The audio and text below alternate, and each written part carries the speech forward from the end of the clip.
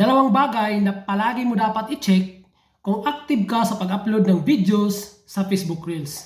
So una guys, punta tayo sa ating Facebook profile or kung page ang gamit mo katulad ko ay puntahan mo yun. So yan, tapos nakita mo dito sa baba, ito, i-click mo itong more. Tapos, click mo yung videos. Tapos dito sa baba, makita mo yung needs review. So ito yung pinakauna natin na puntahan. After mo mag-upload ng kahit anong video, puntahan mo agad dito. So click mo yung needs review. So dito, kung mapapansin mo, nakalagay dito na no muted reels. So ibig sabihin, wala kang violation. Walang copyright ang iyong mga uploaded video.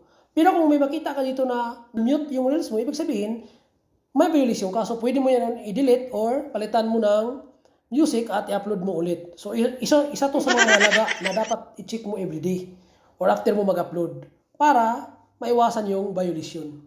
Pangalawa is simple lang.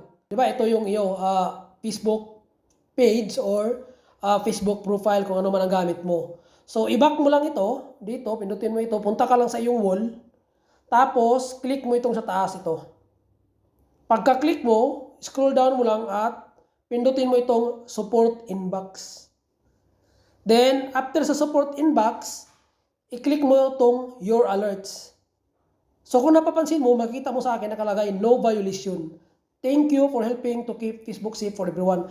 Bali guys, kung ang mga post mo or mga upload mo ay may violation, dito mo rin yan makikita. Halimbawa, may ninakaw ka na video, in-upload mo sa iyong Facebook account, dito yan makikita. So ito ang mga dahilan bakit ang tagal-tagal mo na nag-reels or nag-upload ng mga video ay hindi ka ma-monetize kasi hindi mo nakikita, may mga violation ka pala dito. So yun lang guys. So kung gusto niyo ng mga ganitong content at may natutunan kayo, follow me for more. Thank you.